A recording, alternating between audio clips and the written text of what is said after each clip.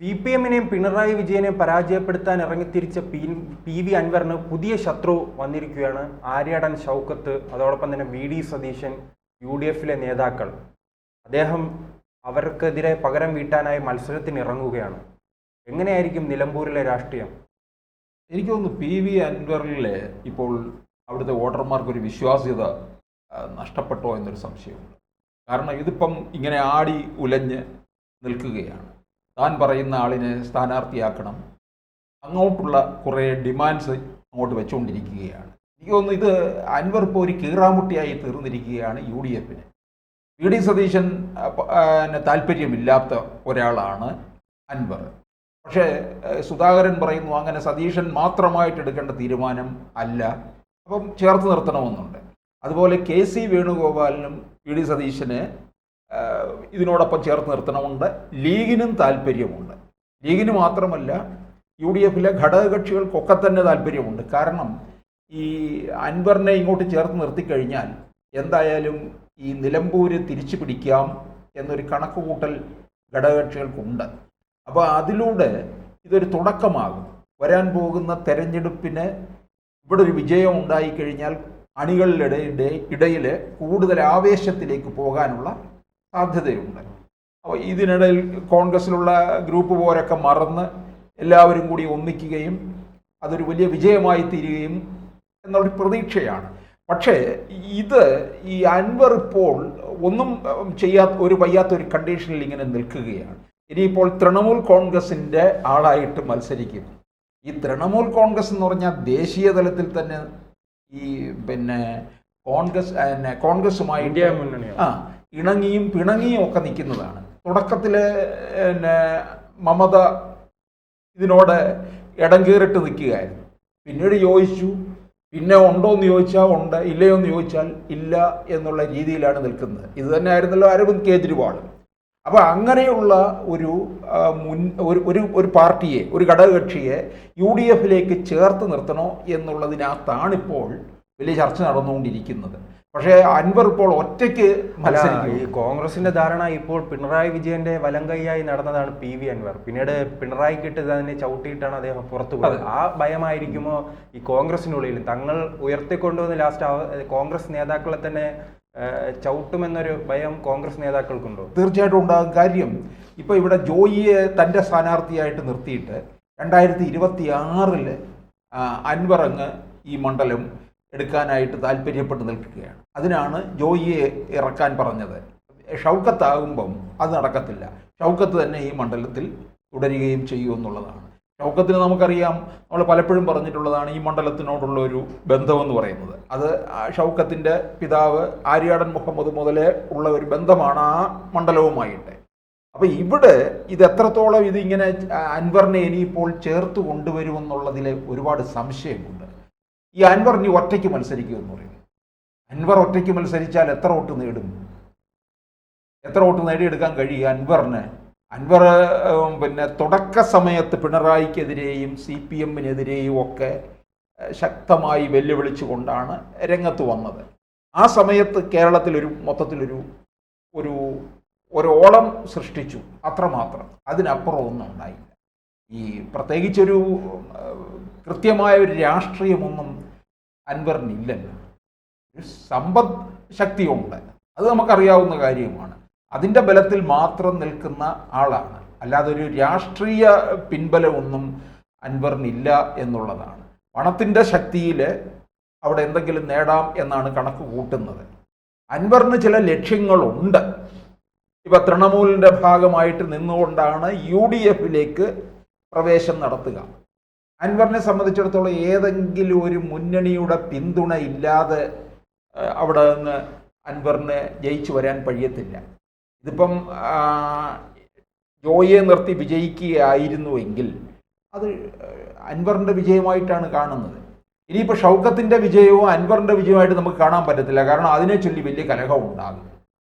ഇപ്പോൾ മണ്ഡലത്തിൽ SDPI-ക്കാരില്ലേ ഉണ്ട്, അവരുടെ വോട്ട് ഏത് തരത്തിലായിരിക്കും പോകുന്നത്? പിന്നെ അൻവറിൻ്റെ വോട്ട്, അൻവറിൻ്റെ എങ്ങനെ വന്നാലും കൂടി വന്നാലും ഒരു 10,000-2,000 വോട്ട് കാണുമായിരിക്കും വ്യക്തിപരമായിട്ട്. അതിനപ്പുറം പോകുമോ? കഴിഞ്ഞ തവണ തന്നെ അൻവർ ജയിച്ചത് 700 വോട്ടിൻ്റെ ഭൂരിപക്ഷത്തിൽ മാത്രമാണ്. അത് ചിലപ്പോൾ മൊത്തത്തിലൊരു പിണറായി വിരുദ്ധ തരംഗം ഉള്ളതിൻ്റെ ഭാഗമായിട്ടായിരിക്കാം. പക്ഷെ അതിപ്പോൾ കൂടുതൽ ശക്തവുമാണ്.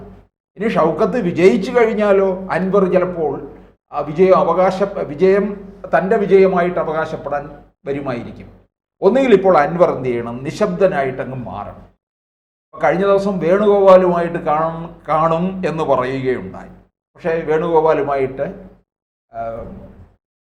ചർച്ചയൊന്നും നടന്നിട്ടില്ല. പക്ഷെ ടെലിഫോണിൽ അവർ സംസാരിച്ചു എന്നേ പറയുന്നുള്ളൂ. സതീശനെതിരെ രൂക്ഷ വിമർശനവും ഒക്കെ തന്നെ നടക്കുന്നുമുണ്ട്. എന്തായാലും അൻവറിനെ അങ്ങനെ മുന്നണിയിലേക്ക് എടുക്കില്ല എന്നാണ് പറയുന്നത്. കാരണം അൻവറിൻ്റെ നിലപാടുകളൊക്കെ തന്നെ വളരെ ഒരു അപക്വമായിട്ടുള്ള രീതിയിലാണ് ഉള്ളത്. കാരണം അങ്ങോട്ടും ഇങ്ങോട്ടും മാറി മറിഞ്ഞ് നിൽക്കുകയാണ്.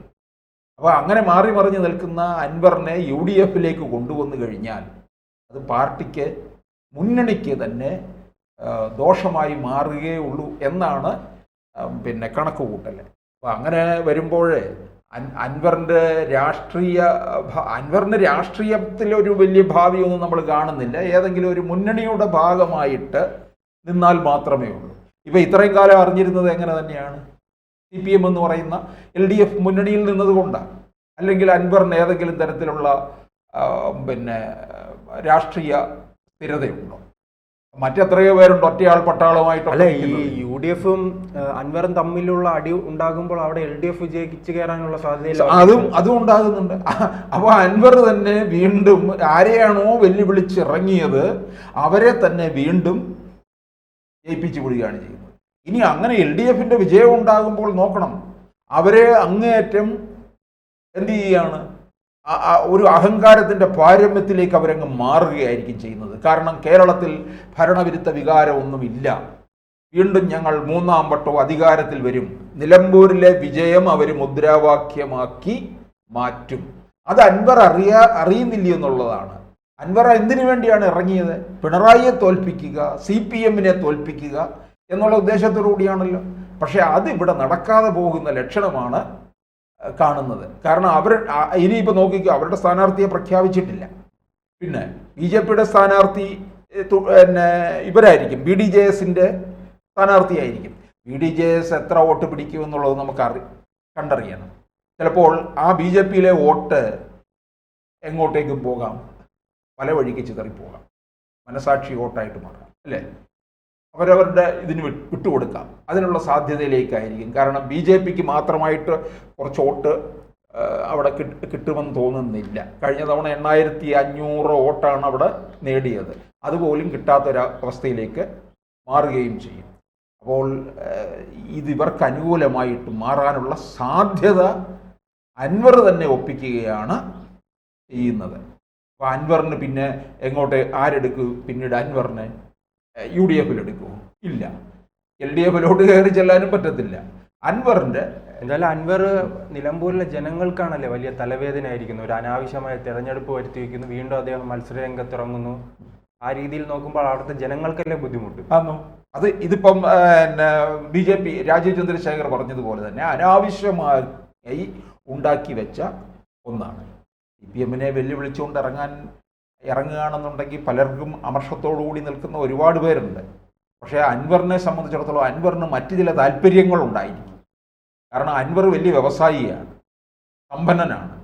ആ കച്ചവടങ്ങളൊന്നും തന്നെ വേണ്ട തരത്തിൽ അവിടെ നടന്നില്ല എന്നുള്ളത് കൊണ്ടാണ് പിണറായിയെയും പാർട്ടിയെയും വെല്ലുവിളിച്ചുകൊണ്ടിറങ്ങിയത്. അല്ലാതെ ഇവിടെ ജനങ്ങളെ സേവിക്കുന്നതിൽ പിണറായി പിന്നോട്ട് പോയി എന്നും പറഞ്ഞുകൊണ്ടല്ല. ഇപ്പോൾ PV അൻവർ നിലമ്പൂരിൽ 2 തവണ ജയിച്ചു. എന്തെങ്കിലും തരത്തിലുള്ള നേട്ടം അവിടെ ഉള്ളതായിട്ട് അവരെടുത്തു പറയുന്നില്ല വോട്ടർമാരൊന്നും തന്നെ. അപ്പോൾ അൻവറിൻ്റെ ഒരു കച്ചവടക്കാരൻ എന്നുള്ള രീതിയിൽ മാത്രം കണ്ടാൽ മതി.